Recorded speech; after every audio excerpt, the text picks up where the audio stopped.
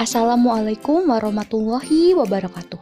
Apa kabar Ananda Solih dan Solihah? Semoga selalu diberikan kesehatan ya.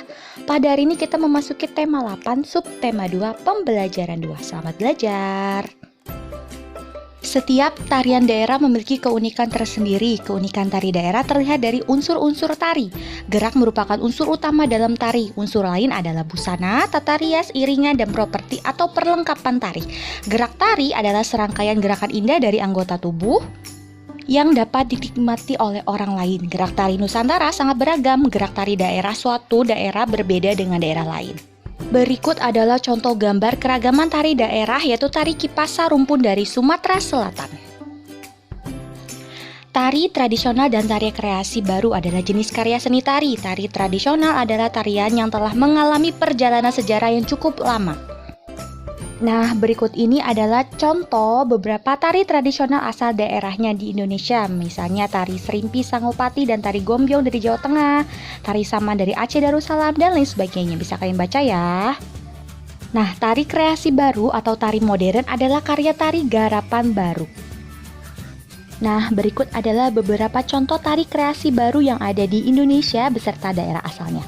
Bisa kalian baca ya, dan juga bisa kalian tulis di buku tema. Dayu teringat dengan neneknya. Nenek Dayu tinggal di Pulau Bali. Dayu sering mengunjungi neneknya yang tinggal di Pulau Bali. Dayu menyeberang dari Pulau Jawa ke Pulau Bali menggunakan kapal feri. Pulau Bali dan Pulau Jawa dihubungkan oleh sebuah selat. Selat itu bernama Selat Bali. Nah, asal-usul terjadinya Selat Bali diceritakan dalam sebuah cerita. Mari kita simak ya ceritanya. Manik Angkeran adalah putra Sidi Mantra, seorang Brahmana. Manik Angkeran dan ayahnya tinggal di Kerajaan Daha, Bali. Saat Pulau Bali belum terpisah dengan Pulau Jawa, Manik Angkeran suka sekali menghambur-hamburkan harta orang tuanya. Berulang kali Sidi Mantra menasehati anaknya, namun Manik Angkeran tidak mau mendengarkan nasihat ayahnya. Harta orang tuanya pun dihabiskan, bahkan dia berani berutang kepada orang lain.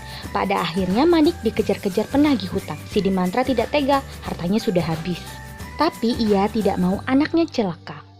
Suatu saat Sidi Mantra mendapat petunjuk lewat mimpi untuk meminta pertolongan pada naga Besuki di Gunung Agung. Naga Besuki adalah naga hijau besar, ekornya penuh dengan emas dan permata. Sidi Mantra segera bergegas untuk menemui naga Besuki di Gunung Agung. Sidi Mantra menjelaskan maksud kedatangannya kepada naga Besuki. Sidi Mantra meminta sedikit harta untuk membayar hutang-hutang Manik Angkeran. Naga Besuki bersedia untuk membagi sebagian hartanya. Naga Besuki mulai menggoyang-goyangkan ekornya, seketika beberapa emas dan permata pun rontok. Sayangnya harta yang didapat ayahnya kembali digunakan Manik Angkeran untuk berfoya-foya. Manik Angkeran yang kehabisan harta akhirnya mencari tahu tempat ayahnya mendapat harta. Seseorang memberitahunya bahwa Sidi Mantra memperoleh harta dari naga Besuki. Manik Angkeran segera menemui naga Besuki di Gunung Agung seperti yang telah dilakukan ayahnya. Naga Besuki, sudilah kiranya kau bagi sedikit hartamu untuk membayar hutang-hutangku, kata Manik Angkeran kepada naga Besuki. Aku sudah memberi ayahmu, Sidi Mantra, emas dan permata. Apakah itu masih kurang? Kata naga Besuki sedikit kesal. Aku mohon beri aku sedikit lagi hartamu, naga Besuki yang murah hati, mohon Manik Angkeran kepada naga Besuki. Baiklah, aku akan mengabulkan permintaanmu asal kau berjanji tidak akan berfoya-foya lagi, kata naga Besuki. Naga Besuki akhirnya luluh, dia mulai menggoyangkan ekornya. Manik Angkeran silau melihat begitu banyak emas dan permata yang menempel di ekor naga Besuki. Dia segera memotong ekor naga tersebut. Namun naga Besuki berhasil menghindar. Dia segera menyemburkan api dari mulutnya sehingga Manik Angkeran terbakar menjadi abu. Sidi Mantra yang melihat kejadian itu segera memohon kepada naga Besuki untuk menghidupkan kembali Manik Angkeran. Wahai naga Besuki, sudikah kau menghidupkan kembali anakku Manik Angkeran? Beri dia kesempatan untuk memperbaiki diri, mohon Sidi Mantra. Aku akan menghidupkan Manik Angkeran lagi, tapi dengan satu syarat, Manik Angkeran tidak boleh pulang bersamamu. Dia harus tinggal bersamaku dan menjadi muridku. Aku akan mengajarkan dia menjadi orang yang baik dan berilmu, kata naga Besuki. Baiklah naga Besuki, aku serahkan anakku kepadamu untuk dididik menjadi anak yang baik, jawab Sidi Mantra. Akhirnya Manik Angkeran hidup kembali. Sidimantra segera mengeluarkan tongkat dan membuat garis memisahkan dirinya dan anaknya. Garis itu mengeluarkan air yang deras dan memisahkan Gunung Agung dengan sekitarnya. Sampai sekarang garis itu dikenal sebagai Selat Bali yang memisahkan Pulau Jawa dan Pulau Bali.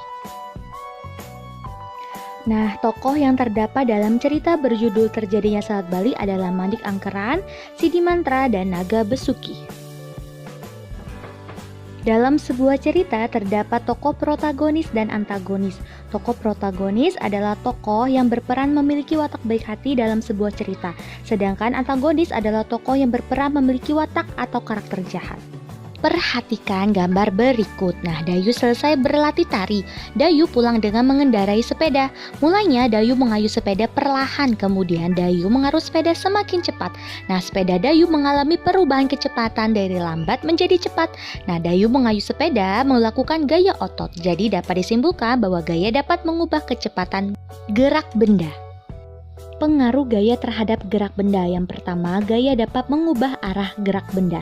Contohnya, jika semula bola menggelinding ke utara, kita tendang ke barat, maka bola akan menggelinding ke barat.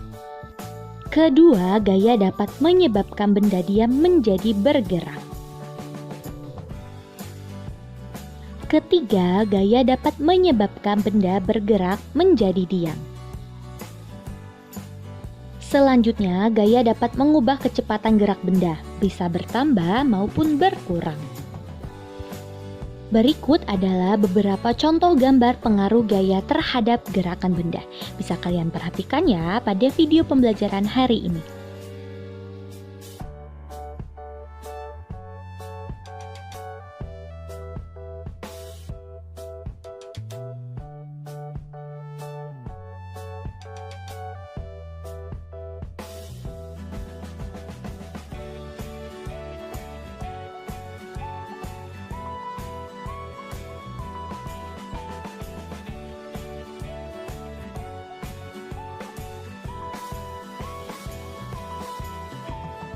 Demikian pembelajaran pada hari ini. Ibu ucapkan terima kasih. Wassalamualaikum warahmatullahi wabarakatuh.